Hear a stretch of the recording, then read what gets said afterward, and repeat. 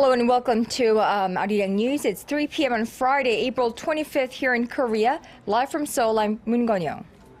Latest search operations for the sunken ferry have been focused on its third and fourth deck cabins where most of the missing victims are believed to be trapped. Now, working during the last remaining critical hours of favorable weather conditions, Coast Guard, Navy, and civilian rescue workers and divers recovered more than 20 bodies overnight. As for the current death toll, 183 people have now been confirmed dead. 119 others remain unaccounted for. Divers also say there were no air pockets inside the sunken ferry, reducing the chance of possible survivors after the ship submerged completely underwater.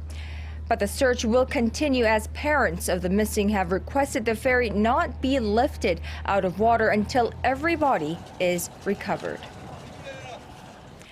Meanwhile, authorities are broadening their investigation into what exactly happened on the day of the Seoul ferry capsize and who is responsible for this disaster.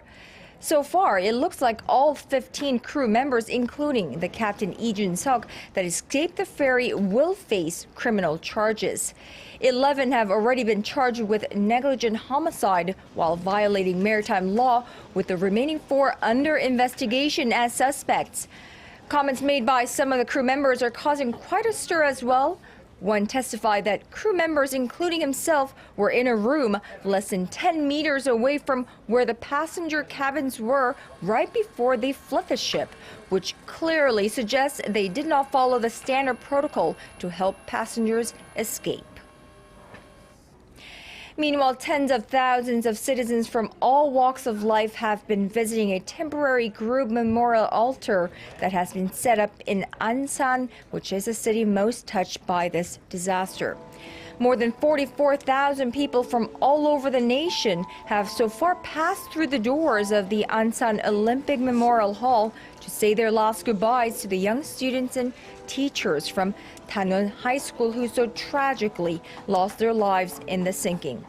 The local government there has also set up a message service so that those who cannot come in person can send text messages of condolences, which are being displayed on one of the screens at the Memorial Hall.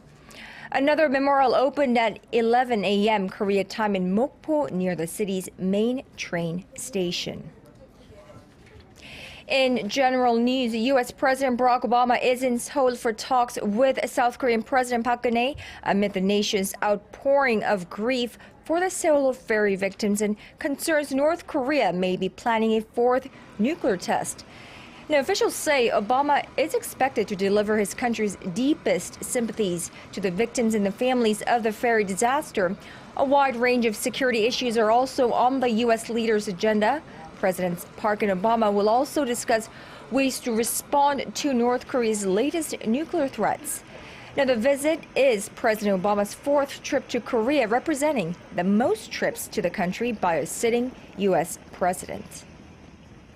Now, those are the stories we're following at this hour. We will be back with a full broadcast at 4 p.m. Korea time. Until then, goodbye.